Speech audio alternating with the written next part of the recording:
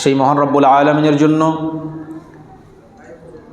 যিনি আজকে আমাদেরকে একটি দ্বীনি মজলিসে উপস্থিত হওয়ার, শ্রবণ করার সুযোগ করে দিয়েছেন। তার প্রশংসার জন্য আমরা সকলে বলি আলহামদুলিল্লাহ। অতঃপর দরুদ ও সালাম বর্ষিত হোক নবিকুলের শিরোমণি নবী মুহাম্মদুর রাসূলুল্লাহ সাল্লাল্লাহু আলাইহি ওয়াসাল্লামের উপর। আল্লাহুম্মা সাল্লি আলাইহি, আল্লাহুম্মা বারিক আলাইহি, আল্লাহুম্মা সাল্লি ওয়া সাল্লিম আলা নবিয়িনা মুহাম্মদ। কোরআনে কারীম থেকে কয়েকটা আয়াত তেলাওয়াত করেছি। ইনশাআল্লাহ কোরআনে কারীমের ওই আয়াতগুলোকে সামনে রেখে আজকে যে বক্তব্যের বিষয় আমার জন্য বেঁধে দেওয়া হয়েছে সেটা হচ্ছে মরণ একদিন আসবেই।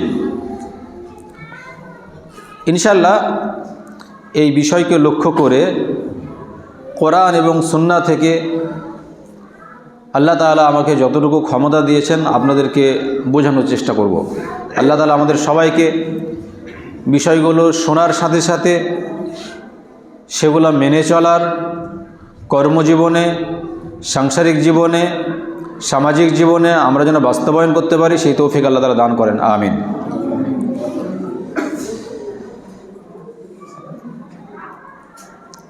বর্তমান সময়ে কোরআন এবং সুন্নাহর আলোচনা যেখানে হয় সেখানে বিশেষ করে অল্প সংখ্যক লোকের উপস্থিতি লক্ষ্য করা যায়। পক্ষান্তরে যদি কোনো অনইসলামিক কোনো অনুষ্ঠান হয় তো সেখানে যদি আপনি লক্ষ্য করেন তাহলে দেখবেন যে মুসলমানের বাচ্চাগুলোই সেখানে গিয়ে ভিড় জমায়, অমুসলিমরা সামনের কাতারের সুযোগ পায় না। তো মুসলিম জাতির এটা বড় দুর্ভাগ্য। কোরআন সুন্নাহ শুনলে লাভ কি এটা বোঝে না। সেজন্যই বিশেষ করে যারা জ্ঞানী মানুষ তারাই এসব জায়গাগুলোতে উপস্থিত হয়। আর যারা অজ্ঞ মূর্খ, যারা এগুলোকে মূল্যায়ন করে না, তারা মূল্যায়ন না করার জন্য নিজের পায়েই নিজে কুড়ুল মারে। কোরআন এবং হাদিস থেকে আস্তে আস্তে নিজেকে দূরে হটিয়ে ফেলে। পরবর্তীতে দেখা যায় সে যারা পথভ্রষ্ট তাদের দলে থেকে থেকে একটা দিন পথভ্রষ্ট হয়ে দুনিয়া থেকে বিদায় গ্রহণ করে। মুহাম্মদুর রাসূলুল্লাহ সাল্লাল্লাহু আলাইহি ওয়াসাল্লাম তিনি বলেছেন, মান তালাবাদ দুনিয়া আদাররা বিল আখিরাহ, যে ব্যক্তি দুনিয়া অন্বেষণ করে, দুনিয়া খুঁজে, দুনিয়ার পিছনে ছোটাছুটি করে, আদাররা বিল আখিরাহ, সে আখিরাতকে বরবাদ করে।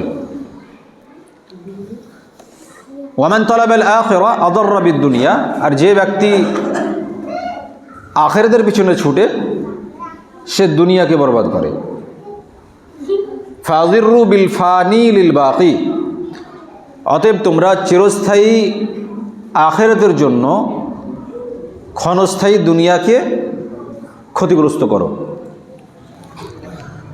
অর্থাৎ যারা জ্ঞানী মানুষ তারা দুনিয়াকে কোনো রকমভাবে মূল্যায়ন করে না, যতটুকু না করলে নয় ততটুকু করে। তাহলে জ্ঞানী মানুষরা মূল্যায়ন করে আখিরাতকে, আর আখিরাত অর্জন করতে গিয়ে, জান্নাত অর্জন করতে গিয়ে সে পিছনে কি ক্ষতি হচ্ছে এদিকে আর তাকায় না। আর যে লোকটা দুনিয়াকে প্রাধান্য দেয় সে আগামীতে আখিরাতে আমার জন্য কি হবে সেদিকে আর ধ্যান দেয় না, আখিরাতটাকে বরবাদ করে আর দুনিয়াটাকে ধরে রাখে। তো যারা সাধারণত জ্ঞানী মানুষ তারা দুনিয়াটাকে বরবাদ করে আখিরাতটাকে ধরে রাখে, যেমনভাবে সাহাবায়ে কেরামরা দুনিয়াকে বরবাদ করে আখিরাতকে ধরে রেখেছিলেন।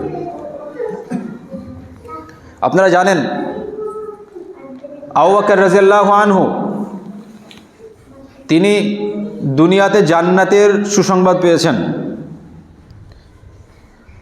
সুসংবাদপ্রাপ্ত ব্যক্তি যিনি জান্নাতের সার্টিফিকেট পেয়েছেন তিনি পর্যন্ত আল্লাহর ভয়ে ক্রন্দন করতেন আর বলতেন, হয়তো এখনও আমি পূর্ণাঙ্গ মুমিন হতে পারিনি, যদি আমি মুমিন ব্যক্তিদের পার্শ্বদেশের কোনো একটা অঙ্গ প্রত্যঙ্গ হতে পারতাম, হয়তো আমি পরিত্রাণ পেতাম। তিনি বলতেন, নিজের জিহব্বাকে টেনে বলতেন যে এই জিহব্বা দ্বারা কত কি বলেছি, কত মানুষকে কষ্ট দিয়েছি, হয়তো এই জিহব্বা দ্বারা অনেক মানুষ কষ্ট পেয়েছে, এটাই হয়তো আমাকে ধ্বংসের দ্বার প্রান্ত পর্যন্ত পৌঁছিয়ে দিয়েছে। তিনি বলতেন, ইবকু ফাইল্লাম তাবকু ফাতাবাকু, তোমরা আল্লাহর ভয়ে ক্রন্দন করো, যদি আল্লাহর ভয়ে কাঁদন না আসে, কান্না না আসে, একটু চেষ্টা করো আল্লাহর ভয়ে ক্রন্দন করার।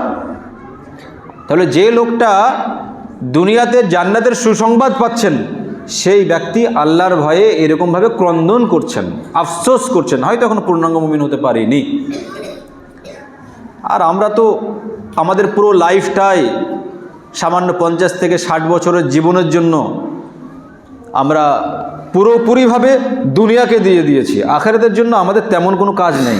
তারপরে অনেক কিছু গর্ববোধ করি যে আমি আখিরাতের জন্য এই করলাম, সেই করলাম, এই দান করলাম, আমি তাহাজ্জুদ পড়ি, অমুক করি, তমুক করি, অনেক কিছু আমরা বলি, গর্ববোধ করি।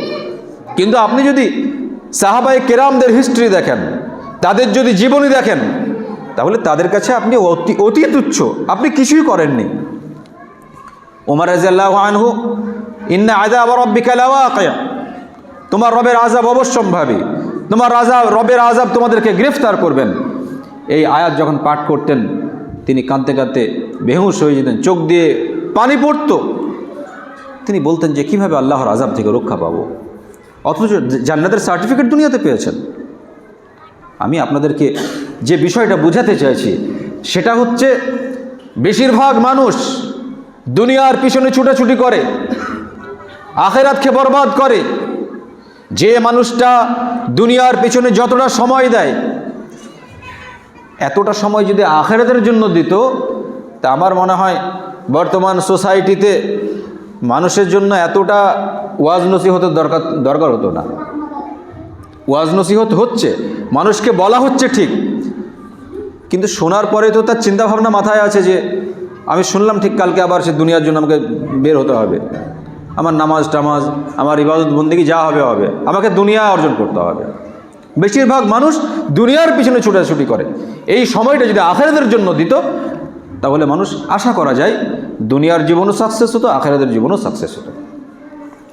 আল্লাহ তাআলা বলছেন, কুল্লু নাফসিন যায়িকাতুল মাউত ওয়া ইন্নামা তুওয়াফাউনা উজুরাকুম ইয়াওমাল কিয়ামাহ ফামান যুহজিহা আনিন নার ওয়া উদখিলাল জান্নাতা ফাকাদ ফাজ ওয়া মাল হায়াতুদ দুনিয়া ইল্লা মাতাউল গুরুর। প্রত্যেক প্রাণীকে মৃত্যুর স্বাদ আস্বাদন করতে হবে। ওয়া ইন্নামা তুওয়াফাউনা উজুরাকুম ইয়াওমাল কিয়ামাহ, কিয়ামতের দিনে তোমাদের প্রত্যেকের বদলা আল্লাহ তাআলা দিয়ে দেবেন। তোমরা যে কাজ করেছো সেই কাজ অনুযায়ী আল্লাহ তাআলা বদলা দিয়ে দেবেন। অর্থাৎ আপনি যে কাজটুকু করেছেন, ওই কাজ দ্বারা আল্লাহ তাআলা যদি সন্তুষ্ট হন, আল্লাহ তাআলা আপনাকে কিয়ামতের দিনে বদলা দিয়ে দেবেন। আপনার প্রতি আল্লাহ তাআলা অসন্তুষ্ট, তার বদলাও পেয়ে যাবেন। ওয়া ইন্নামা তুওয়াফাউনা উজুরাকুম ইয়াওমাল কিয়ামাহ, কিয়ামতের দিনে আল্লাহ তাআলা প্রত্যেক ব্যক্তিকে তার বদলা তিনি দিয়ে দেবেন। ফামান যুহজিহা আনিন নার ওয়া উদখিলাল জান্নাতা ফাকাদ ফাজ, যে ব্যক্তিকে জাহান্নাম থেকে দূরে রাখা হবে, ওয়া উদখিলাল জান্নাহ, জান্নাতে প্রবেশ করিয়ে দেওয়া হবে, ফাকাদ ফাজ, এই ব্যক্তি হচ্ছে সফলকাম, এই ব্যক্তি সফলতা লাভ করবে। ওয়া মাল হায়াতুদ দুনিয়া ইল্লা মাতাউল গুরুর, আর এই পার্থিব জীবন তো একমাত্র ধোঁকার সম্পদ। আমরা যদি এই আয়াতটাকে গভীরভাবে চিন্তা ভাবনা করি, গভীরভাবে আয়াতটা নিয়ে গবেষণা করি, তাহলে আমাদের কাছে যে বিষয়টা স্পষ্ট হবে সেটা হচ্ছে, কিয়ামতের দিনে আল্লাহ তাআলা আপনাকে যখন ডান হাতে আমলনামা দেবেন, আল্লাহ তাআলা যখন ডান হাতে আমলনামা দেবেন, ফাম্মা মান উতিয়া কিতাবাহু বিয়ামিনি ফায়াকুলু হাউম ইকরাউ কিতাবিয়া, যার ডান হাতে আমলনামা দেওয়া হবে, সেই ব্যক্তি কিয়ামতের দিনে কোটি কোটি মানুষের সামনে আনন্দিত হয়ে সে বলবে, হাউম ইকরাউ কিতাবিয়া, আমার আমলনামাটা পড়ে দেখো, ইন্নী যানানতু আন্নী মুলাকিন হিসাবিয়া, আমার তো এই ধারণা ছিল, এই বিশ্বাস ছিল যে এই হিসাবের সম্মুখীন আমাকে হতে হবে। ফাহুয়া ফি ঈশাতির রাদিয়া, সে আরাম আয়েশে জীবন লাভ করবে। ফি জান্নাতিন আলিয়া, সুউচ্চ জান্নাতে, কুতুফুহা দানিয়া, যার ফল রাশি তার নাগালের মধ্যে হবে। কুলু ওয়াশরাবু হানিআম বিমা আসলাফতুম ফিল আইয়ামিল খালিয়া, এবং তাকে বলা হবে তুমি এখান থেকে খাও, পান করো, কারণ তুমি বিগত দিনে দুনিয়াতে যা করে এসেছিলে তার বদলা স্বরূপ, তার বদলা অনুযায়ী তোমাকে এই জিনিসগুলো তোমাকে দান করা হলো, তুমি ভোগ করতে থাকো। তাহলে কিয়ামতের দিনে সেই ব্যক্তি সাকসেস, সেই ব্যক্তি জাহান্নাম থেকে দূরে থাকবে। আল্লাহ তাআলা সেই ব্যক্তিকে জাহান্নাম থেকে দূরে রাখবেন যে ব্যক্তির ডান হাতে আমলনামা আল্লাহ তাআলা ধরিয়ে দেবেন। আমরা কি একবারও রাত্রে শোবার সময় একবারও চিন্তা করি যে আমার বয়স 50 হয়ে গেল, আমার বয়স 60 হয়ে গেল, তো বিগত দিনে আমি কি করেছি? আল্লাহ তাআলা যদি পুঙ্খানুপুঙ্খভাবে হিসাব নেন তাহলে কি আমি ডান হাতে আমলনামা পাবো? আল্লাহ তাআলা কি আমাকে ক্ষমা করেছেন? আল্লাহ তাআলা কি আমাকে ক্ষমা করবেন? কিয়ামতের দিনে ডান হাতে কি আমি আমলনামা পাবো? এটা নিয়ে কেউ চিন্তা করেছেন? বিশেষ করে যারা পাপিষ্ঠ মানুষ, বিভিন্ন পাপ কাজের সঙ্গে যুক্ত থেকে তার লাইফটাকে নষ্ট করেছে, এখন তওবা ইস্তেগফার করে আল্লাহ তাআলার দরবারে এসে মাথা নত করছে, এই ব্যক্তি যখন রাত্রে ঘুমাতে যাবে কমসে কম একবার চিন্তা ভাবনা করবে, চোখ দিয়ে তার অশ্রু বয়ে যাবে, আর সে বলবে হে আল্লাহ, কিয়ামতের দিনে কোটি কোটি মানুষের সামনে তুমি যখন হিসাব নেবে, নিখুঁতভাবে হিসাব নেবে, তুমি যদি ডান হাতে আমলনামা না দাও তাহলে তুমি শেষ, আমাকে যে জাহান্নামে চলে যেতে হবে। অতএব হে আল্লাহ, আমি বিগত দিনে যত পাপ করেছি, অন্যায় কাজ করেছি, তুমি এগুলোকে ক্ষমা করে দিও, ক্ষমা করে দিয়ে আমার ডান হাতে আমলনামাটা ধরিয়ে দিও, আমি যাতে জান্নাত যেতে পারি, লাঞ্ছিত অবস্থায় জাহান্নামে আমাকে না যেতে হয়। ফামান যুহজিহা আনিন নার, যাকে জাহান্নাম থেকে দূরে রাখা হবে, ওয়া উদখিলাল জান্নাহ, জান্নাতে প্রবেশ করিয়ে দেওয়া হবে, ফাকাদ ফাজ, এই ব্যক্তি হচ্ছে সফল। আপনি দুনিয়াতে কোটি কোটি টাকার মালিক, অনেক সম্পদ, আপনার অনেক সম্পদের মালিক, আল্লাহ তাআলা পৃথিবীতে এমন কোনো জিনিস নেই আপনাকে দান করেননি, সব কিছু পেয়েছেন। আর আল্লাহ তাআলা আপনাকে কিয়ামতের দিনে আল্লাহ তাআলার যে নিয়ামত আপনার জন্য রেখে দিয়েছেন জান্নাত, সেটাও দান করেছেন, আলহামদুলিল্লাহ, খুব ভালো কথা। আপনি দুনিয়ার নিয়ামতও পেয়েছেন আর আখিরাতের নিয়ামতও পেয়ে গেলেন। আপনি দুনিয়ার সমস্ত নিয়ামত পেয়ে গেলেন। মুকেশ আম্বানি, পৃথিবীর কি নেই, কিসের অভাব আছে? আদানি, তারপরে মুকেশ আম্বানি, এদের কোনো কিছুর অভাব নেই, পৃথিবীর সমস্ত কিছু আছে। কিয়ামতের দিনে যখন এদের বাম হাতে আমলনামা ধরিয়ে দেওয়া হবে, ওয়াম্মা মান উতিয়া কিতাবাহু বিয়ামিন ওয়াম্মা মান উতিয়া কিতাবাহু বিশিমালি ফায়াকুলু ইয়া লাইতানি লাম উতা কিতাবিয়া ওয়া লাম আদরি মা হিসাবিয়া ইয়া লাইতাহা কানাতিল কাদিয়া মা আগনা আন্নি মালিয়া হালাকা আন্নি সুলতানিয়া। যার বাম হাতে আমলনামা ধরিয়ে দেওয়া হবে সে বলবে, হাই, আমি যদি না জানতাম আমার আমলনামা, কেন আমাকে জানানো হলো? আমার আমলনামা আমি কেন জানলাম? ইয়া লাইতাহা কানাতিল কাদিয়া, হাই, মৃত্যুই যদি আমার শেষ হতো, মরে আমি কবরে ছিলাম, আমাকে কেন ওঠানো হলো? মরে আমার ঝামেলা মুক্ত অবস্থায় ছিলাম, কেন আবার কবর থেকে আমাকে ওঠানো হলো? আবার কেন জীবিত করা হলো? ইয়া লাইতাহা কানাতিল কাদিয়া মা আগনা আন্নি মালিয়া, আমার ধন সম্পদ আমার কোনো কাজে আসলো না। হালাকা আন্নি সুলতানিয়া, আমার অনেক পাওয়ার ছিল দুনিয়াতে, আমার ক্ষমতা ছিল, আমার ক্ষমতা অপসৃত হয়েছে, হালাক হয়েছে, ধ্বংস হয়ে গেছে। সম্মানিত উপস্থিতি, যারা দুনিয়াতে অনেক টাকার মালিক, অঢেল সম্পদের মালিক, বিশেষ করে যারা বিভিন্ন প্রোটেকশন নিয়ে ঘুরে বেড়ায়, যারা নেতা মন্ত্রী লেভেলের লোক, তাদের আগে গার্ড, পিছে গার্ড, ডানে গার্ড, বামে গার্ড, কিয়ামতের দিনে দেখবে যখন বাম হাতে সে আমলনামা পাবে তখন বলবে, মা আগনা আন্নি মালিয়া হালাকা আন্নি সুলতানিয়া, আরে কত কোটি কোটি টাকার মালিক ছিলাম আমি, কত সম্পদ আমার ছিল, আমি মন্ত্রী হওয়ার পরে কোটি কোটি টাকা আমার হাতে এসেছিল, সেসব টাকাগুলো তো মেরে খেয়েছিলাম, বিভিন্ন জায়গায় বাড়ি গাড়ি ছিল, কত ধনসম্পদের মালিক আমি, সেই টাকাগুলো কোথায় গেল? সেই ধনসম্পদ কোথায় গেল? হালাকা আন্নি সুলতানিয়া, কত আমার গার্ড ছিল, কত সিকিউরিটি ছিল, কত আমার ক্ষমতা ছিল, আমি অন্যায় করেছি, মানুষের প্রতি জুলুম অত্যাচার করেছি, তারপরেও কারো ক্ষমতা হয়নি যে আমার এগনেস্টে কিছু বলে, আমার এগনেস্টে কোনো অ্যাকশন নাই, এরকম ক্ষমতা কারো হয়নি। হালাকা আন্নি সুলতানিয়া, কোথায় গেল আমার ক্ষমতা? খুদুহু ফাগুল্লু সুম্মাল জাহিমা সাল্লু, আল্লাহ তাআলা বলবেন, ওকে ধরো, গলদেশে বেড়ি পরিয়ে দিয়ে ওকে জাহান্নামে নিক্ষেপ করো। ওয়াইন্নামা তুওয়াফাউনা উজুরাকুম ইয়াওমাল কিয়ামাহ ফামান যুহজিহা আনিন নার ওয়া উদখিলাল জান্নাতা ফাকাদ ফাজ। কিয়ামতের দিন আল্লাহ তাআলা প্রত্যেক ব্যক্তিকে তার বদলা দিয়ে দেবেন।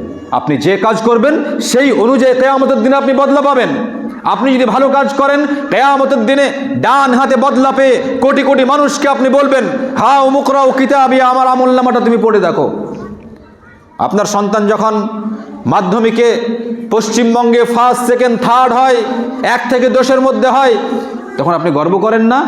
আমার ছেলেটা পড়াশোনাতে কতই ভালো, আমি তার পেছনে খরচ করেছি, আমার ছেলেটা ফার্স্ট হয়েছে, সেকেন্ড হয়েছে, থার্ড হয়েছে, দেখো আমার ছেলের রেজাল্ট দেখো, আমার ছেলে আজকে ডাক্তার হয়েছে। আপনি গর্ববোধ করেন এইসব বিষয়গুলো নিয়ে। আমার ছেলের রেজাল্ট দেখো, 100-তে 100 পেয়েছে। আপনি দুনিয়াতে আনন্দ করেন।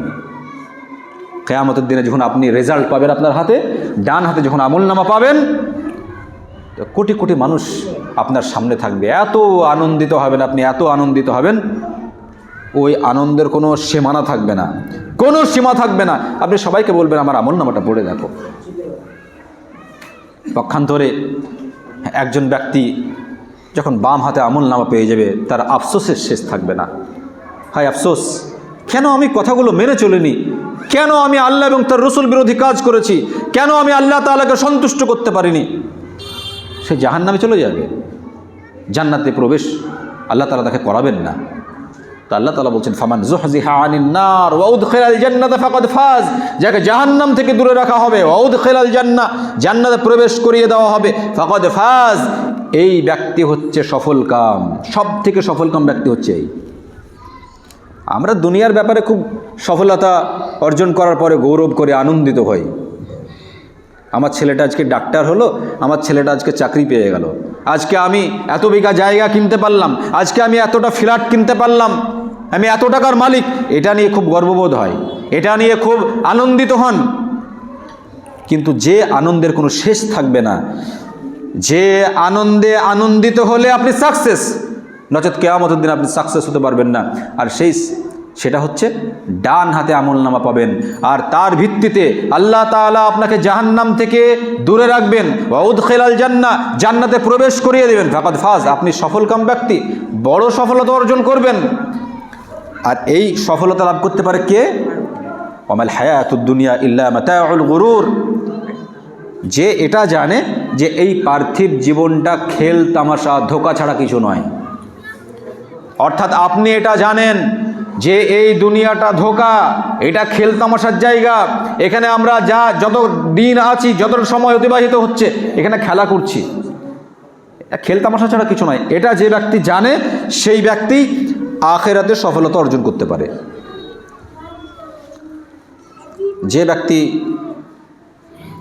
দুনিয়ার জন্য ভোরবেলাতে উঠে, এত শীতে, কনকনে শীতে, রাত্রি 2টোর সময়তে উঠে সে নিজের কাজের জন্য চলে যায়, কোথায় গেলে কত টাকা ইনকাম হবে, এত শীতে 1 ঘন্টা 2 ঘন্টা আগে উঠে যায়, তার মানে সে দুনিয়াকে চেনে।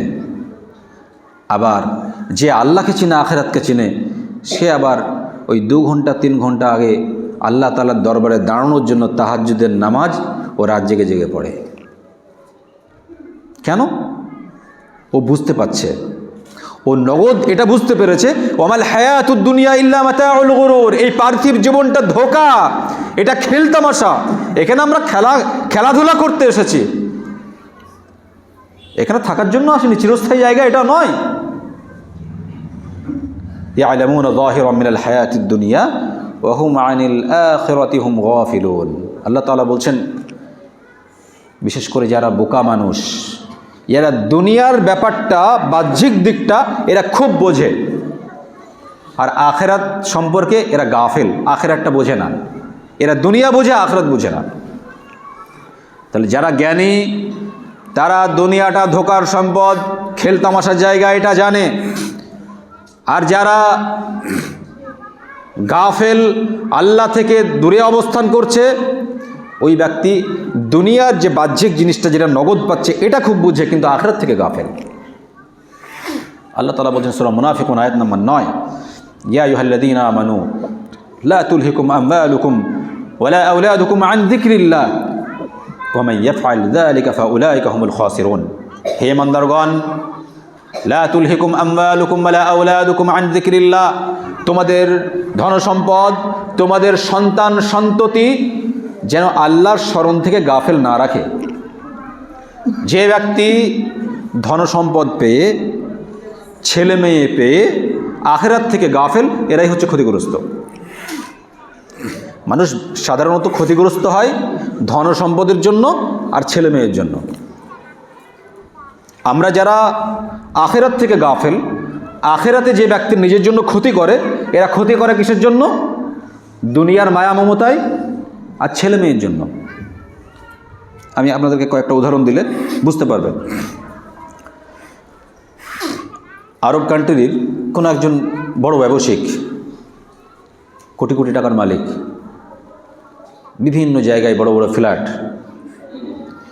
ব্যক্তি ঠিকভাবে নামাজ পড়তো, কিন্তু কন্টিনিউভাবে আল্লাহ তাআলার দরবারে এসে যে যথাসময়ে নামাজ পড়তে হবে এই ব্যাপারে গাফেল ছিল।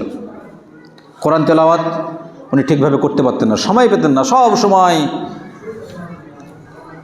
ধনসম্পদের পেছনে সময় দিতে দিতে ওনার লাইফটাকে প্রায় শেষই করে ফেলেছেন। বয়স 60 হয়ে গেছে, উনি ক্যান্সার রোগে আক্রান্ত হলেন। ডাক্তার বলল আপনার কোনো রোগ নেই, পরবর্তীতে ধরা পড়ল ক্যান্সার, কিন্তু শরীর ঠিক আছে। উনি বিছানায় শুয়ে শুয়ে আফসোস করছেন, চোখ দিয়ে পানি পড়ছে। হায় আফসোস, আমার যে যৌবনকালটা, এই যৌবনকালটা আমি আল্লাহ তাআলার ইবাদত বন্দেগী থেকে অনেক দূরে অবস্থান করছিলাম। যখনই আমার মনে হয়েছে যে আল্লাহ তাআলার ইবাদত বন্দেগী করতে হবে, কোরআন হাদিসের একটু কালচার করতে হবে, তখন আমাকে এই বলে আমার বিবেক থামিয়ে দিয়েছে আমাকে, এখনও সময় আছে, এত তাড়াহুড়োর কী আছে। আমি ওই শয়তানের ধোকায় পড়ে পড়ে, ওর কথা শুনে শুনে আজ 60 বছরে আমি পৌঁছে গেছি। এখন আমার ইচ্ছা হচ্ছে মসজিদে গিয়ে যথাসময়ে নামাজটা আদায় করি, কিন্তু আমার শরীর পারমিট করছে না, আমি নিতে পারছি না।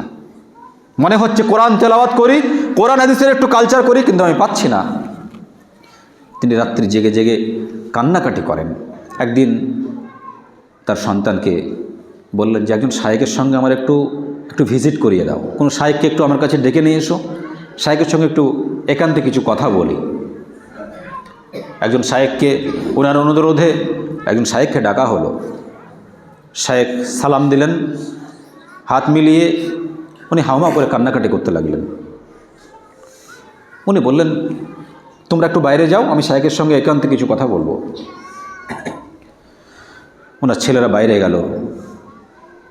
উনি বলছেন, শায়েখ, এই দুনিয়ার মায়া মমতা আমাকে ধ্বংসের দ্বার প্রান্ত পর্যন্ত পৌঁছিয়ে দিয়েছে। এই দুনিয়ার মায়া মমতা ধ্বংস হোক, আমার যে ছেলেগুলো দেখছেন এরা ধ্বংস হোক। কেন এরকম আপনি বলছেন? বলছে আর বলেন না, আমি দুনিয়ার মায়া মমতা, এই ধনসম্পদের পেছনে সময় দিতে দিতে আজ আমার 60 বছর বয়স, আমার লাইফটাকে আমি শেষ করেছি, ঠিকভাবে ইবাদত বন্দেগী করতে পারিনি। আর আমার এই সন্তানদেরকে দেখলেন, আমি গতকালকে আমি আমার ঘরে ঘুমানোর ভান করে চোখ বন্ধ করেছিলাম, ঘুমানোর ভান করে চোখ বন্ধ করেছিলাম। আমার সন্তানরা আমার রুমে ছিল, আমার সন্তানরা একে অপর আলোচনা করছিল যে আমাদের মার্কেটে যে বড় ফ্ল্যাটটা আছে, আব্বা যখন মারা যাবেন তখন এই ফ্ল্যাটটা আমরা বিক্রি করে দিয়ে 3 ভাই আমরা সমান ভাগে টাকা ভাগ করে নেব, কারণ এই যে বিল্ডিংটা আছে এটা অনেক দামি বিল্ডিং। আরেক ভাই বলল যে আব্বার স্মৃতি, এটা বিক্রি না করে আমরা ভাড়ায় দিয়ে দেব, আমরা 3 ভাই যে ভাড়া পাবো 3 ভাই ভাগ করে নেব।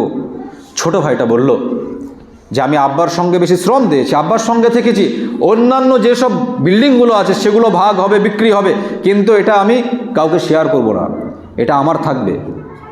আব্বার সঙ্গে আমি থেকেছি, অতএব এটা আমি কাউকে দিতে পারবো না। ওই ব্যক্তি বলছেন, যে ছেলেদের জন্য আমি এত কিছু করে দিলাম, যে বিজনেসের পিছনে, ধনসম্পদের পিছনে আমি আমার লাইফটাকে শেষ করে দিলাম, সেই সন্তানরা আমার মৃত্যুর দিকে তাকিয়ে আছে, আর আমার সন্তানরা বলছে যে আব্বা মারা যাওয়ার পরে এরকমভাবে ভাগ করে নেব। কি বলবো শায়েখ, এইসব সন্তানদের জন্য আমি কি বলবো? আমি সেই জন্যই তো বদদোয়া করছি এইসব ছেলেরা ধ্বংস হোক। শায়েখ বলছেন, এটা তো আপনিই ভুল করেছেন, আপনি যেমন ফসল লাগিয়েছেন, ফসল তো সেরকমভাবে আপনাকে কাটতে হবে। ফসল আপনিই লাগিয়েছেন, আপনার ফসল আপনিই কাটবেন। এই ভুল আপনার। এখন আপনি সংশোধন হতে চাইছেন, এখন আপনি বিষয়টা বোঝার চেষ্টা করছেন, এখন আপনি বুঝে কি করবেন? যাই হোক, এখন আপনি তওবা ইস্তেগফার করেন। আমি আপনাকে বলতে চাইছি, তাহলে আপনার সন্তানও আপনার দুশমন। যে ধনসম্পদের পিছনে এত সময় ব্যয় করে ইবাদত বন্দিকে নষ্ট করেছেন, সেটাও আপনার দুশমন। তো আল্লাহ তাআলা বলছেন, ইয়া আইয়ুহাল্লাযীনা আমানু লা তুলহিকুম আমওয়ালুকুম ওয়ালা আওলাদুকুম আন যিকরিল্লাহ ওয়া মান ইয়াফআল যালিকা ফাউলাইকা হুমুল খাসিরুন। হে ইমানদারগণ, তোমাদের ধনসম্পদ, তোমাদের সন্তান সন্ততি আল্লাহর স্মরণ থেকে যেন গাফেল না করে দেয়। এগুলো পেয়ে আল্লাহর স্মরণ থেকে খবরদার গাফেল হবে না। যে ব্যক্তি এই ছেলে মেয়ে পেয়ে, ধনসম্পদ পেয়ে আল্লাহর স্মরণ থেকে গাফেল, এরাই হচ্ছে ক্ষতিগ্রস্ত। আপনার ধনসম্পদ মূলত আপনি পরের ছেলে, পরের মেয়ের জন্য রেখে যান। আপনি আজকে চোখ বুঝবেন, আপনার ধনসম্পদ আপনার বৌমান বলবে যে আমার শ্বশুর রেখে গেল, কতটা আমি ভাগ পাবো আমরা। আর আপনার জামাই আসবে, এসে ভাগ নিয়ে যাবে। তাহলে পরের মেয়ে আর পরের ছেলে ভাগ নিয়ে চলে যাবে, আর আপনি ইবাদত বন্দিকে বাদ দিয়ে আপনি শুধু ওই ধনসম্পদই উপার্জন করলেন। কোনটা হালাল কোনটা হারাম এর কোনো তোয়াক্কা করলেন না। সম্মানিত উপস্থিতি, অতএব আমাদের সময় থাকতে, আমরা যে কদিন বেঁচে আছি, আল্লাহ তাআলা আমাদেরকে ইবাদত বন্দিগির জন্য পাঠিয়েছেন, আল্লাহ তাআলার সন্তুষ্টির জন্য পাঠিয়েছেন। অতএব আমরা এই ক্ষণস্থায়ী অল্প কিছুদিনের জন্য যে সফরটা করতে এসেছি, এই 50 থেকে 60 বছরের সফর, 70 বছরের সফর, অনেকে আগে আল্লাহ তাআলার ডাকে সাড়া দিয়ে চলে যাচ্ছে। এই যে সফরটা, এই সফরটার মূল্যায়ন করতে হবে। মুহাম্মদ রাসূলুল্লাহ সাল্লাল্লাহু আলাইহি ওয়াসাল্লাম ইবনে উমরের শরীরে হাত রেখে আল্লাহ সাল্লাল্লাহু আলাইহি ওয়াসাল্লাম বলছেন, কুন ফিদ দুনিয়া কাআন্নাকা গরীব আও আবিরু সাবিল ওয়া উদ্দা নাফসাকা মিন আহলিল কবর। হে ইবনে উমর, কুন ফিদ দুনিয়া কাআন্নাকা গরীব, তুমি দুনিয়াতে এমনভাবে জীবনযাপন করো, তুমি একজন অপরিচিত ব্যক্তি, তোমার কোনো পরিচয় নেই। কিংবা তুমি এমনভাবে জীবনযাপন করো, তুমি একজন মুসাফির মানুষ। ওয়াউদ্দা নাফসাকা মিন আহলিল কবুর, আর প্রতিনিয়ত এটা ভাবো যে আমি একজন কবরবাসী। আল্লাহ সাল্লাল্লাহু আলাইহি ওয়াসাল্লাম শিক্ষা দিচ্ছেন ইবনে ওমর রাদিয়াল্লাহু আনহুকে, তুমি দুনিয়াতে একজন অপরিচিত, তোমার কোনো পরিচয় নেই, তুমি একজন মুসাফির, সফর করতে এসেছো। এখানে যে নির্দিষ্ট সময় পর্যন্ত সফর করবে, তারপর তোমাকে তোমার গন্তব্যে চলে যেতে হবে। অতএব এই সামান্য সফরের জন্য দুনিয়াকে প্রাধান্য দিও না। তুমি যেখানে যাবে, যেখানে গিয়ে জমা হবে, যার সামনে গিয়ে দাঁড়াবে, তার কাছে কি নিয়ে উপস্থিত হচ্ছ সেই ব্যাপারে লক্ষ্য রাখো। তুমি একজন কবরবাসী, এটা তুমি ভেবে রেখো। তাহলে আমরা প্রত্যেকে এখানে কিন্তু অপরিচিত ব্যক্তি, আমরা একজন মুসাফির, সফর করতে এসেছি। আমার বাড়ি বেলডাঙ্গা, আমি এখানে থাকার জন্য এসেছি। আমি একজন মুসাফির, আমি কতক্ষণ এখানে থাকবো? বক্তব্য হয়ে যাবে, আমি এখানে খাওয়া দাওয়া করে চলে যাব। আমি একজন মুসাফির, তো আমি এখানে এসেছি, তো আমি এখানে একটা আলমারি, আরও অনেক কিছু সাজিয়ে গুছিয়ে এখানে নিয়ে এসেছি। ব্যাংক ব্যালেন্স, ক্যাথা কম্বল আমি এখানে নিয়ে আসিনি, কারণ আমি তো মুসাফির, ক্ষণস্থায়ী, অল্প কিছু সময় থাকবো, তারপর এখান থেকে চলে যাব। তাহলে আমার এখানে গুছানোর কোনো প্রয়োজন নেই, গুছিয়ে এখানে কিছু নিয়ে আসার প্রয়োজন নেই। আমার প্রয়োজন একটা জ্যাকেট, একটা মাফলার, একটা চাদর, এতটুকু হলে যথেষ্ট।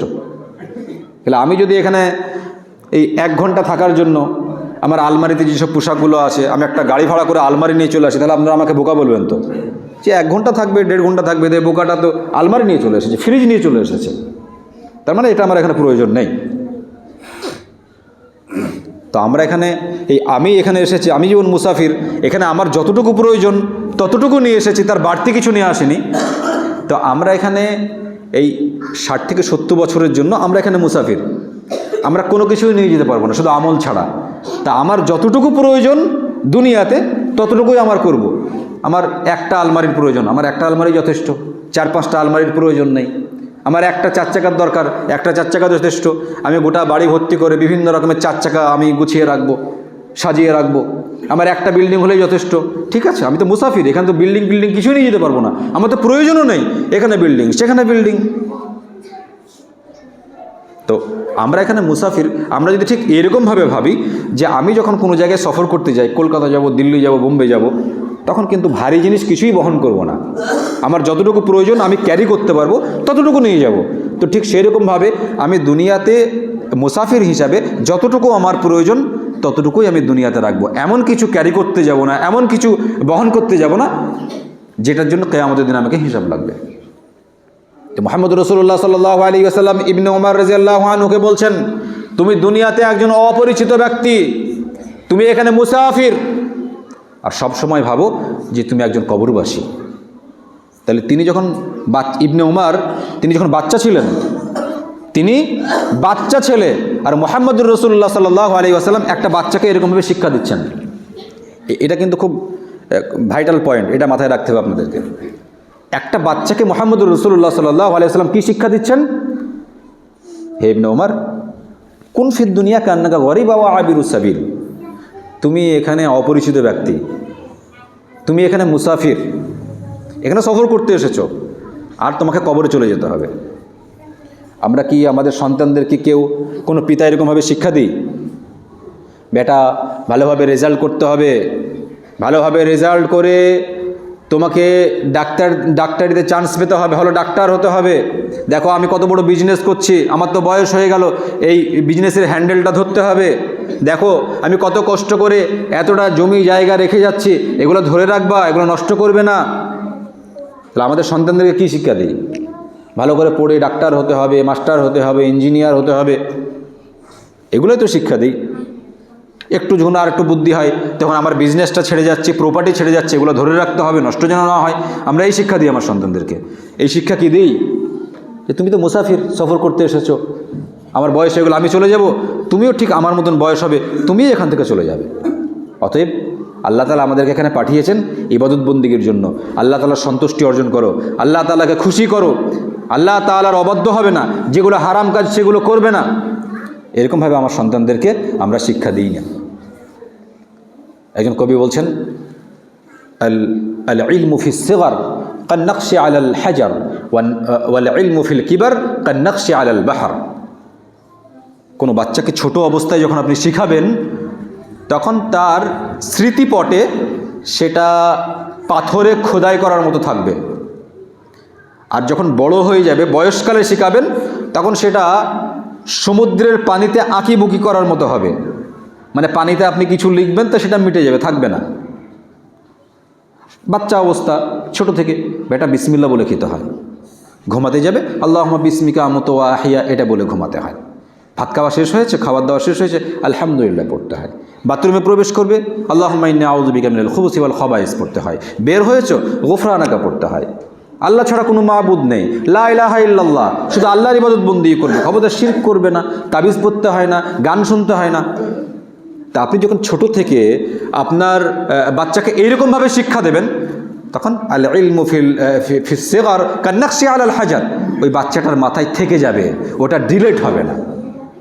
কিন্তু আমরা সন্তানদেরকে এরকমভাবে শিক্ষা দিই যেভাবে মুহাম্মদুর রাসূলুল্লাহ সাল্লাল্লাহু আলাইহি ওয়াসাল্লাম ইবনে উমর রাদিয়াল্লাহু আনহুকে শিক্ষা দিচ্ছেন ছোটতে, কুন ফিদ দুনিয়া কান্নাকা গরিব ওয়া আবিরু সাবিল ওয়া উদ্দা নাফসাকা মিন আহলিল কবর।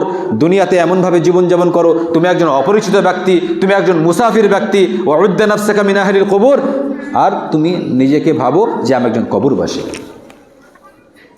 ইবনে উমর রাদিয়াল্লাহু আনহু বলতেন, ইদা আমসাইতা ফালা তানতাযিরিস সাবাহ ওয়া ইদা আসবাহতা ফালা তানতাযিরিল মাসা ওয়া খুয মিন সিহহাতিকা লিমারাদিকা ওয়া মিন হায়াতিকা লিমাউতিক। তুমি যখন সন্ধ্যাবেলায় বেঁচে আছো, সন্ধ্যাবেলায় অবস্থান করছো, তখন সকাল পর্যন্ত লাস্টিং করব এই কথা খবরদার ভাববে না। আমরা কি এরকমভাবে কেউ ভাবি যে এখন তো সন্ধ্যাবেলা, এখন বেঁচে আছি, তা সকালবেলায় উঠবো, এর কোনো গ্যারান্টি নাই? এরকমভাবে কেউ ভাবি আমরা? এরকমভাবে যদি ভাবি তাহলে আমাদের দ্বারা পাপই হবে না। তারপরে বলছেন, তুমি যখন সকালে বেঁচে আছো তখন ভাববে না যে আমি সন্ধ্যা পর্যন্ত লাস্টিং করব। তাহলে সন্ধ্যাবেলায় আপনি যখন বেঁচে আছেন তখন সকাল পর্যন্ত বেঁচে থাকবেন এর কোনো গ্যারান্টি নেই, এটা আপনি ভাববেন না। আর যখন আপনি সকালে বেঁচে আছেন সন্ধ্যা পর্যন্ত লাস্টিং করবেন এটা ভাববেন না।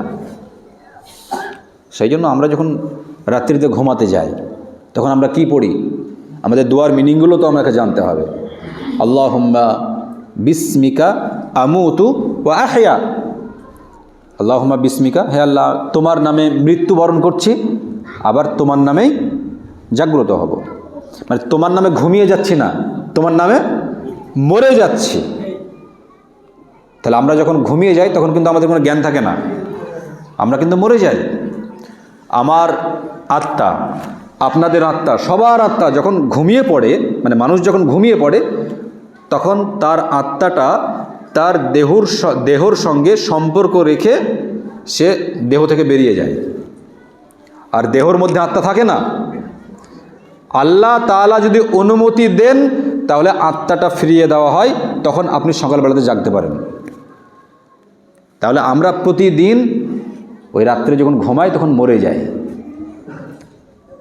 যখন আল্লাহ তাআলা আত্মাটা দেবেন না তখন আপনি মরে গেলেন।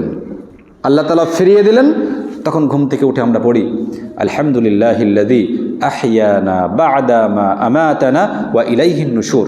সমস্ত প্রশংসা সেই মহান রব্বুল আলামিনের জন্য, যিনি মৃত্যুর পরে আমাকে জীবিত করেছেন। আবার একদিন মরে যাব, যে আবার তার দিকে আমাকে প্রত্যাবর্তন করতে হবে, তার দিকে আবার ফিরে যেতে হবে। আমরা যদি এরকমভাবে চিন্তা করি প্রত্যেকে, তাহলে আমাদের দ্বারাতে পাপ সংগঠিত হবে। রাত্রে ঘুমানোর আগে, ঘুমাতে তো যাচ্ছি, ঘুম আসে না, তো একটা বিড়ি টেনে নেই। আপনার বিড়ি টানা হবে? কি করে বিড়ি টানবেন আপনি? আপনি তো ভাবছেন যে আল্লাহুম্মা বিসমিকা আমুতু ওয়া আহইয়া, এটা বলে আমি ঘুমাচ্ছি। তা আমি বিড়ি টেনে যদি ঘুমাই, তো আজ যদি না জাগি তাহলে ওই বিড়ি খেয়ে তো মরে গেলাম আমি। আপনি রাত্রিতে ওই গান শুনতে শুনতে ঘুমাচ্ছেন, মোবাইলে সিনেমা দেখতে দেখতে ঘুমাচ্ছেন। তা আপনার চিন্তাভাবনা যদি এই থাকে যে আমি যখন ঘুমাতে যাচ্ছি আল্লাহুম্মা বিসমিকা আমুতু ওয়া আহইয়া, এই দোয়া পড়ে ঘুমাচ্ছি, হে আল্লাহ তোমার নামে আমি মৃত্যুবরণ করছি, মরে যাচ্ছি, আবার তোমার নামে জাগ্রত হব। তা এটা যখন আপনি জানবেন, জেনে ঘুমাবেন, দোয়া পড়ে ঘুমাবেন, তখন আপনার দ্বারাতে এটা অসম্ভব যে আপনি পাপ করতে করতে ঘুমাবেন। কারণ আপনি এই বিশ্বাস করেন যে আমি ঘুমাতে যাচ্ছি মানে মরে যাচ্ছি, আমি নাও জাগতে পারি। আল্লাহ তাআলার যদি আদেশ হয় বাঁচবো, আদেশ যদি না থাকে আমি মরে যাব। আর যখন আল্লাহ তাআলার আদেশ হয়, আত্মাটাকে ফিরিয়ে দেওয়া হয়, তখন আপনি আল্লাহর প্রশংসা করেন আর বলেন যে আল্লাহ এখন আমার সময় দিয়েছো, আমার হায়াত দিয়েছো, আলহামদুলিল্লাহিল্লাযী আহইয়ানা বা'দা মা আমাতানা ওয়া ইলাইহিন নুশুর। সমস্ত প্রশংসা সেই মহান রব্বুল আলামিনের জন্য, যিনি আমাকে মৃত্যুর পর আবার জিন্দা করেছেন, এবং তার দিকে আবার মরে যাব, আবার তার দিকে আমাকে ফিরে যেতে হবে, কবর থেকে ওঠানো হবে। সম্মানিত উপস্থিতি, আমরা প্রত্যেকে এরকমভাবে একটু চিন্তা করি। আমরা অনেক দেখছি যে একজন সুস্থ স্বাভাবিক মানুষ রাত্রিতে ঘুমিয়ে আছে, সকালবেলায় উঠতে পারে না, ডাকে আর উঠে না। একটা মানুষ বাড়ি থেকে বেরিয়ে গেল, আমি আসছি, বাজার করে আসছি, অ্যাক্সিডেন্ট করে মরে গেল। কোন মানুষ, কোথায়, কিভাবে মৃত্যুবরণ করে পৃথিবীর কেউ জানে না। সেই জন্য প্রত্যেক মানুষকে তৈরি থাকতে হবে যে আমি সবসময় তৈরি থাকব।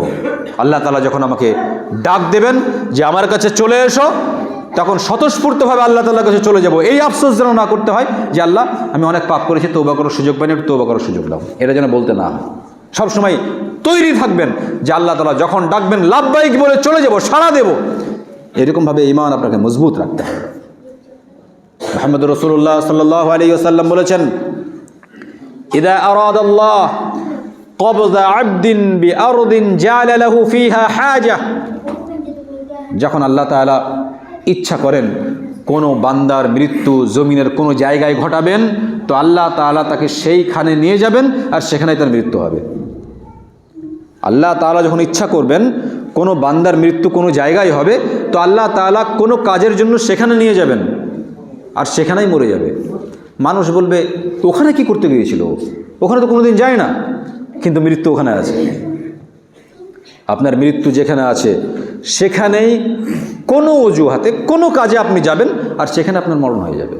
আল্লাহ তাআলা বলেছেন সূরা লোকমান আয়াত নম্বর 34, ইন্নাল্লাহা ইনদাহু ইলমুস সাআহ ওয়া ইউনাজ্জিলুল গায়স ওয়া ইয়ালামু মা ফিল আরহাম وما تدري نفس ماذا تكسب غدا وما تدري نفس بأي أرض تموت إن الله عليم خبير।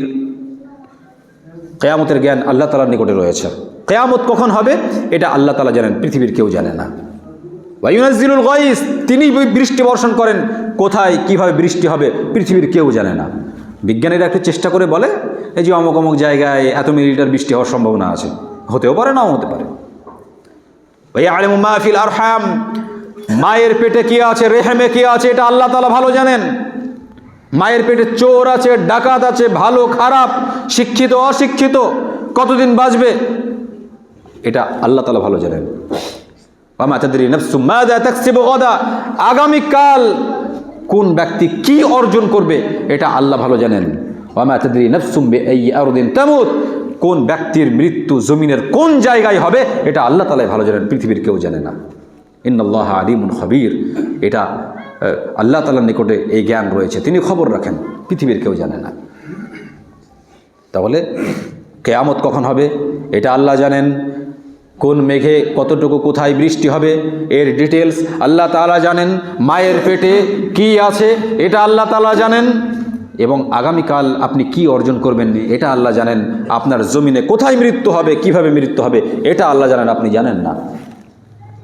একটা সুস্থ মানুষ বাড়ি থেকে বেরিয়ে যাওয়ার পরে অ্যাক্সিডেন্ট করে দেখা গেল একটা হাত কাটা গেল, ও জানতো? ও জানলে তো যেতই না ওখানে। অ্যাক্সিডেন্ট করার পরে দেখা গেল যে হাতটা নষ্ট হয়ে গেল, হাতটা কেটে ফেলে দিল, চোখ নষ্ট হয়ে গেল, একটা পা ভেঙে গেল, হাসপাতালের বেডে শুয়ে আছে। ও কি জানতো যে আমি আজকে এই জিনিসটা অর্জন করব? ও যদি জানতো তার বাড়ি থেকে বের হতো? এই জ্ঞান কার কাছে আছে? পৃথিবীর কোনো বিজ্ঞানের ক্ষমতা আছে যে এই লোকটা বের হওয়ার পরে অ্যাক্সিডেন্ট হবে, দিয়ে এই ঘটনা ঘটবে? এই লোকটা বের হবে, বের হওয়ার পরে অমুক জায়গায় অ্যাক্সিডেন্ট করে মারা যাবে? পৃথিবীর কোনো ক্ষমতা আছে, কোনো বিজ্ঞানী আছে? আল্লাহ তাআলার যে চ্যালেঞ্জ, এর কাছেই যে বড় বড় বিজ্ঞানীরা তুচ্ছ, এর কাছেই তো তারা হেরে গিয়েছে। কোরআন নিয়ে অনেকে অনেক কিছু বলে, তা আল্লাহ তাআলার যে চ্যালেঞ্জ এগুলো গ্রহণ করো। আল্লাহ তাআলা অনেক কিছুই বলেছেন, তার মধ্যে ওয়া মা তাদরি নাফসুম মাযা তাকসিবু গাদা ওয়া মা তাদরি নাফসুম বিআইয়ি আরদিন তামুত, আগামীকাল তুমি কি অর্জন করবে, কোথায় তোমার মৃত্যু হবে এটা আল্লাহ জানেন। তো যারা কোরআনের বিরোধিতা করে ওইসব বেয়াদব বাঁদরদেরকে বলেন যে ঠিক আছে, আল্লাহ তাআলা এই কথাগুলো বলেছেন, তুমি করে দেখাও, কোরআনের সামনে এসে চ্যালেঞ্জ করো যে কোরআনে এগুলো মিথ্যা লেখা আছে, আগামীকাল কি অর্জন হবে, কি হবে এটা আমি বলে দিতে পারবো, কোথায় কার মৃত্যু হবে বলে দিতে পারবো। তাহলে তো তুমি কোরআনকে মিথ্যা প্রমাণিত করতে পারবে। মায়ের পেটে কি আছে এইসব তথ্য কোথায় পাবে? বিজ্ঞান ভিত্তিক কথাগুলো কোথায় পাবে? মাথায় গোবর থাকলে এগুলোকে মাথায় ঢুকবে? গরুর পেশাব খেয়ে কি তোমার মাথায় ঢুকবে যে এর মধ্যে কি আছে? তুমি কোরআন নিয়ে যা তা বলো, সামান্য একটা আয়াতের কাছেই তো তুমি বিগড়ে যাবা, এটাকে নিয়েই তো তুমি কিছু করতে পারবে না, এই আয়াতটাকে পড়েই তো তোমার মাথার মগজ শেষ করে ফেলবা। আল্লাহ তাআলার যে চ্যালেঞ্জ, আল্লাহ তাআলা যেভাবে চ্যালেঞ্জ করেছেন, এরকম অনেক আয়াত আছে। তোমার ক্ষমতা থাকলে কত বড় বড় বিজ্ঞানী আছে, চ্যালেঞ্জ করে দেখাও না যে আগামীকালকে সবাই এটা অর্জন করবে, অমুক মানুষ অমুক জায়গায় মৃত্যুবরণ করবে, মায়ের পেটে এটা আছে, আর মেঘ লাগলে অমুক জায়গায় এরকমভাবে বৃষ্টি হবে, কিয়ামত কখন হবে বলো দেখি। ক্ষমতা নেই, বলতে পারবে না। কোরআনের বিরোধিতা যতই করবে, কোরআন ততই মানুষের কাছে আল্লাহ তাআলার বাণী হিসেবে পৌঁছিয়ে যাবে, মানুষ পড়বে, পড়ে ইসলামের ছায়া তলে আসবে। তুমি কোরআনের বিরোধিতা করবে, দেখবে কত মানুষ এই কোরআন পড়ে গবেষণা করে ইসলামের সুশীতল ছায়াতলা চলে আসবে। ইন্না নাহনু নাযালনা যিকরা ওয়া ইন্না লাহু লাহাফিজুন, আল্লাহ তাআলা বলছেন এই কোরআনকে আমি নাজিল করেছি আর এই কোরআনের হেফাজত আমি করব। অতএব তোমার মতো মাথা মোটা, তোমার মতো গোবর খেকো যতই যা বলুক না কেন, কোনো কিছু হবে না। কোরআনের সম্মান বৃদ্ধি হবে, কিয়ামত পর্যন্ত কোরআন থাকবে, কোরআনের হাফেজ কিয়ামত পর্যন্ত থাকবে। তুমি কোরআনের কোনো কিছু করতে পারবে না। তো আল্লাহ তাআলা বলছেন মানুষের মৃত্যু কখন হবে, কোথায় হবে, এটা কেউ বলতে পারবে না। অতএব আমরা প্রত্যেকেই তৈরি থাকব যে আমি যে অবস্থায় আছি, আমার যদি আগামীকালকে মৃত্যু ঘটে যায় তো আমাকে যেন আফসোস করতে না হয় যে আমি কি নিয়ে আল্লাহ তাআলার সামনে দাঁড়াবো। আল্লাহ তাআলা সূরা নিসা আয়াত নম্বর ৭৮ মধ্যে বলছেন আইনামা তাকুনু ইউদরিকুমুল মাউত ওয়ালাউ কুনতুম ফি বুরুজিম মুশাইয়াদা, আইনামা তাকুনু ইউদরিকুমুল মাউত, তুমি যেখানেই থাকো না কেন, যদি সুদৃঢ় দুর্গের ভিতরে অবস্থান করো তারপরেও মৃত্যু তোমাকে ধরবে। তুমি যেখানেই থাকো মৃত্যু তোমাকে ধরবেই। এই যে সিঙ্গাপুরের মাউথ এলিজাবেথ হাসপাতাল আছে, বিশাল বড় হাসপাতাল, অনেক সুন্দর, মানে মারাত্মক মারাত্মক যেসব রোগী ওখানে নিয়ে যাওয়া হয় ট্রিটমেন্টের জন্য।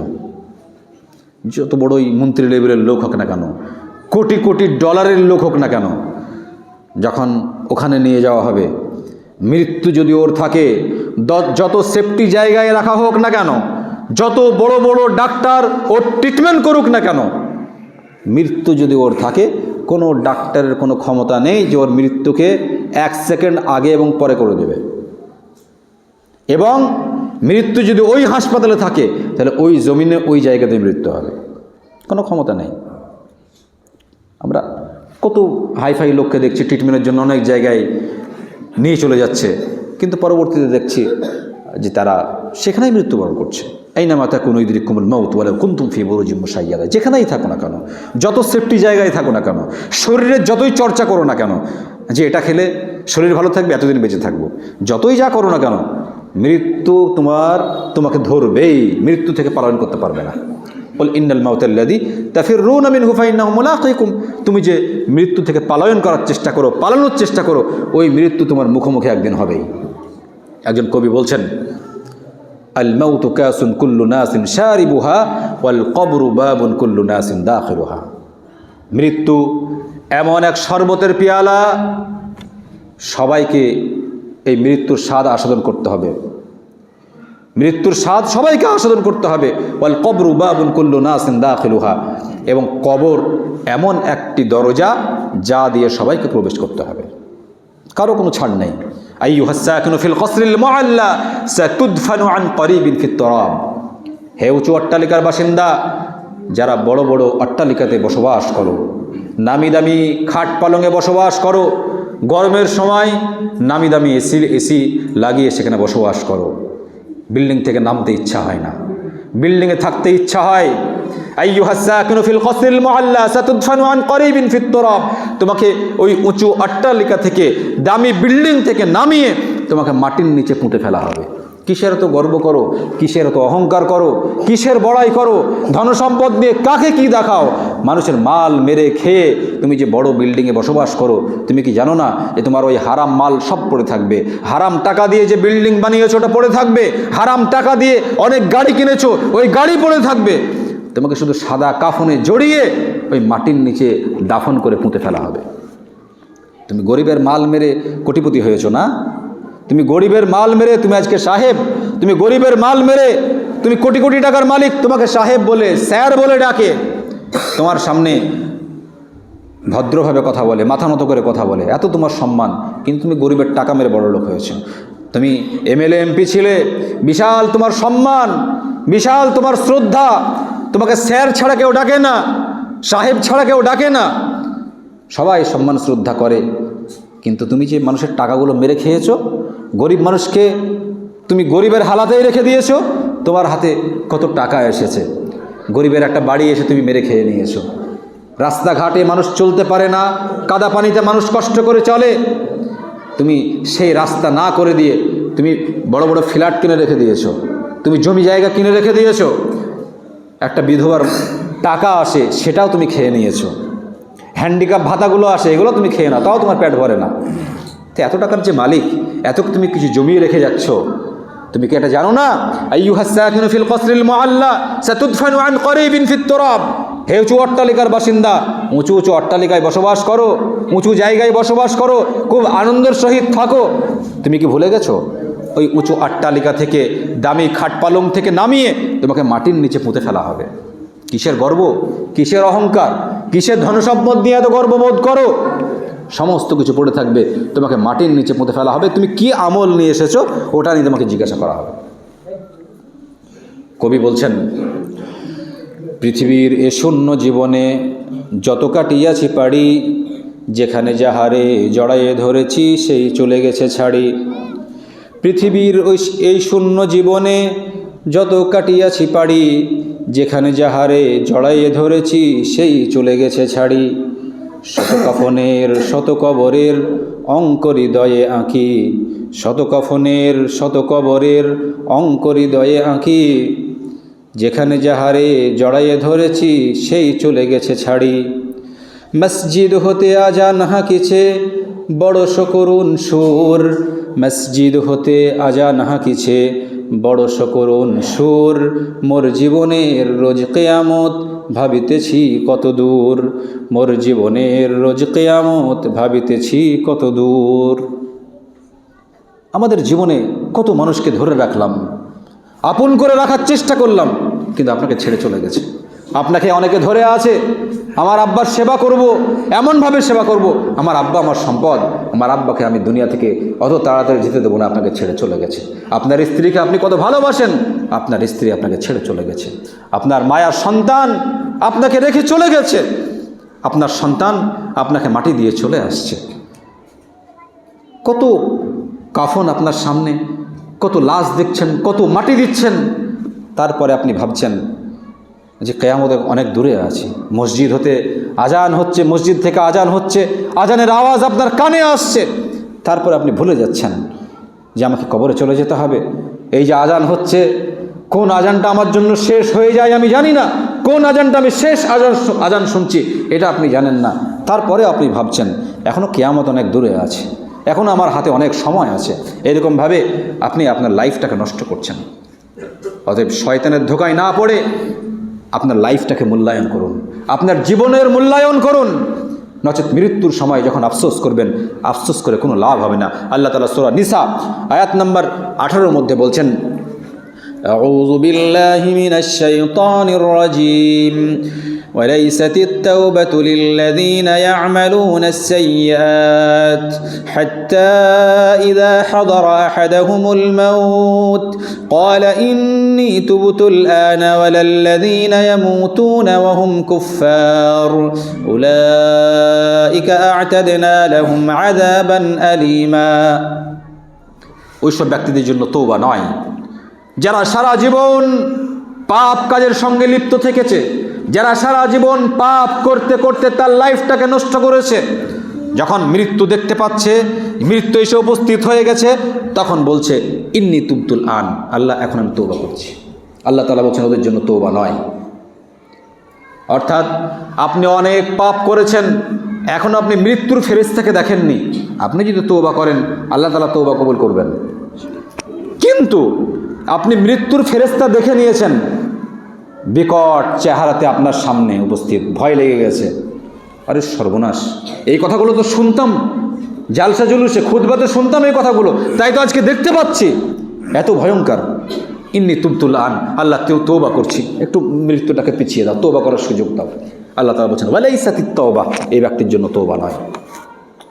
ওয়ালাল্লাযীনা ইয়ামুতুনা ওয়া হুম কুফফার, ওইসব কাফেরদের জন্য তওবা নয় যারা সারা জীবন কুফরি করেছে, ইসলামের বিরোধিতা করেছে, নাস্তিকতা করেছে, সারা জীবন কোরআন নিয়ে খারাপ মন্তব্য করেছে, ইসলামকে অপছন্দ করেছে, ওইসব কাফেরদের জন্য তওবা নয়।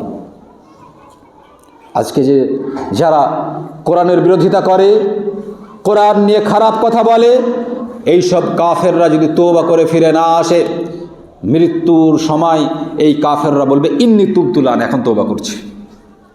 এখন মুসলিম ঘরে ঘরেও নাস্তিক তৈরি হয়ে গেছে। ইসলামী শিক্ষা না দেওয়ার ফলে অনেক যুবক যুবতী পর্যন্ত ইসলামকে অপছন্দ করে। কোরআন হাদিসের কোনো নলেজ না থেকে অমুসলিমদের সঙ্গে সবসময় উঠা বসা করতে করতে একটা সময় আপনার ছেলে আপনার মেয়ে কখন নাস্তিক হয়ে গেছে আপনি জানেন না। অনেক তথ্য আমাদের কাছে আছে। বীরভূমের একটা ছেলে খুব শিক্ষিত, ও কোরআনের বিরোধিতা করে ফেসবুকে লাইভ করেছে, কোরআনের বিরোধিতা করে ফেসবুকে লাইভ করেছে, এরা কাফের হয়ে গেছে। তো এইসব কাফের নাস্তিক বেঈমান মুরতাদরা যখন দেখবে যে মালাকুল মাউত দেখতে পাচ্ছি, ফেরেশতা দেখতে পাচ্ছি, তখন বলবে ইন্নী তুবতুল আন, তওবা করছি। আল্লাহ বলবেন লাইসাতিত তওবা, এদের জন্য তওবা নয়। আল্লাহ তাআলা বলেন উলাইকা আ'তাদনা লাহুম আযাবান আলীমা, এইসব কাফের, এইসব ফাসিকদের জন্য আমি জাহান্নাম প্রস্তুত করে রেখেছি, ওদেরকে একত্রিত করব জাহান্নামে। তাহলে যারা ফাসিক, যারা ফাজের, যারা মুরতাদ, নাস্তিক, এদের জন্য আল্লাহ তাআলা জাহান্নাম প্রস্তুত করে রেখেছেন। আর মৃত্যুর সময় তওবা করার জন্য হাজারো আফসোস করে কোনো লাভ হবে না। আল্লাহ তাআলা সূরা মুমিনুন আয়াত নাম্বার 99 এবং 100-র মধ্যে বলছেন, حتى إذا جاء أحدهم الموت قال رب ارجعون لعلي أعمل صالحا فيما تركت كلا إنها كلمة هو قائلها ومن ورائهم برزخ إلى يوم يبعثون حتى إذا جاء أحدهم الموت যখন কোনো ফাসিক মানুষের কাছে, পাপিষ্ঠ মানুষের কাছে মৃত্যু উপস্থিত হয়ে যায়, তখন সে বলে রব্বির জিউন, হে আল্লাহ দুনিয়াতে একটু পাঠিয়ে দাও। আসলে যে ভুলগুলো করেছি আসলে বুঝতে পারিনি যে এই ভুলের জন্য আমাকে এই জাহান্নামে চলে যেতে হবে। এখনই আমাকে তোমার যে ফেরেশতা পাঠিয়েছো এই ফেরেশতা গ্রেফতার করে নিয়ে গিয়ে এক্ষণে আযাবের সম্মুখীন আমাকে করবে, আযাবের সম্মুখীন আমাকে হতে হবে। অতএব হে আল্লাহ রব্বির জীবন একটু সময় দাও, লাআল্লি আ'মালু সালিহান ফীমা তারাকতু, কাল্লা আমার ফেলে আসা পেছনের যে জীবনটা সেই জীবনে তো ভালো কাজ করিনি, তো আমি যে ভালো কাজগুলো পেছনের জীবনে করতে পারিনি আমি এবার আ'মালু সালিহান ফীমা আমালু সালিহা, আমি ভালো কাজগুলো এবার করব, আমি নেককার হয়ে যাব, খাঁটি মুসলিম হয়ে যাব। আল্লাহ বলবেন কাল্লা ইন্নাহা কালিমা, এটা তো তার কথা মাত্র। আমি ওয়ারাইহিম বারযাখুন ইলা ইয়াউমি ইউবআসুন, তার সামনে এখন বারজাখ রয়েছে, কবরের জীবন রয়েছে, ও কবরে গেলে বুঝতে পারবে। সম্মানিত উপস্থিতি, যারা পাপিষ্ঠ মানুষ, যারা পাপ করে, যারা আল্লাহ বিরোধী কাজ করে, এরা যখন মৃত্যুর মুখোমুখি হয় তখন এরা তওবা করার হাজারো চেষ্টা করে, কিন্তু আল্লাহ তাআলা সুযোগ দেন না। ফেরেশতা দেখার আগে তওবা করতে হবে। আমরা শুধু বলি তওবা করব, এই করব, কিন্তু আপনি জানেন না যে কোন সময় মৃত্যু এসে উপস্থিত হয়ে যাবে। আর তখন হাজারো তওবা করার চেষ্টা করে আফসোস করে আপনি আর তওবা অ্যাচিভ করতে পারবেন না। আপনি তওবা আর কোনো রকমভাবে করতে পারবেন না, আল্লাহ তাআলা সুযোগই দেবেন না।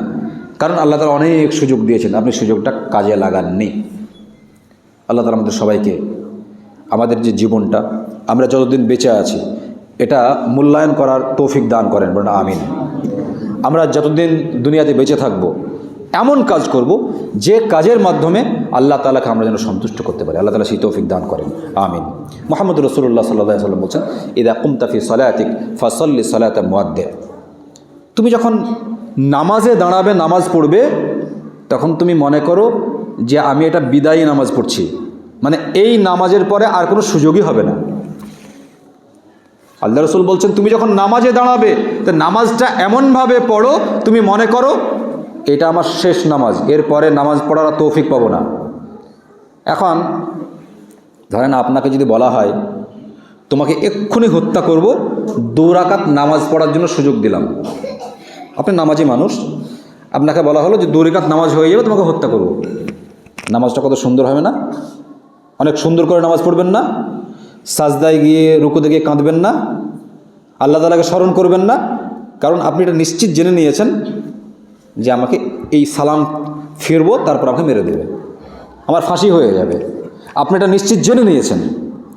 তো এই যে নিশ্চিত জেনে নিলেন মৃত্যু, তো তারপরে আপনি নামাজটা পড়ছেন, তো নামাজটা খুব সুন্দর হবে। তো আমাদের প্রত্যেকটা নামাজ যেন ওই রকম হয়, ইযা কুমতা ফি সালাতিক ফাসাল্লি সালাতান মুআদ্দি, যখন আপনি নামাজে দাঁড়াবেন তখন আপনার নামাজটা হবে বিদায়ী নামাজের মতো, এটা আমার শেষ নামাজ, এরপরে আর আমার নামাজ পড়ার সুযোগ হবে না, তৌফিক হবে না। তাহলে আশা করা যায় আপনারা পাপ থেকে বাঁচতে পারবেন, নামাজ অতি সুন্দর হবে, আল্লাহ তাআলাকে সন্তুষ্ট করতে পারবেন। আল্লাহ তাআলা আমাদের সবাইকে সঠিকভাবে ইবাদতবন্দি করার, আল্লাহ তাআলাকে সন্তুষ্ট করার তৌফিক দান করেন, আমিন। আমরা মৃত্যুর আগে প্রত্যেকেই যেন আল্লাহ তাআলাকে সন্তুষ্ট করে যেতে পারি এবং মৃত্যুর আগে লা ইলাহা ইল্লাল্লাহ পাঠ করে মৃত্যুবরণ করতে পারি, সেই তৌফিক আল্লাহ তাআলা দান করেন, আমিন। এখান থেকে আমার বক্তব্য শেষ করছি। আকুলু কওলি হাযা আস্তাগফিরুল্লাহ লি ওয়া লাকুম ওয়া লিসাইরিল মুসলিমিন। ওয়াসসালামু আলাইকুম ওয়া রাহমাতুল্লাহি ওয়া বারাকাতুহু।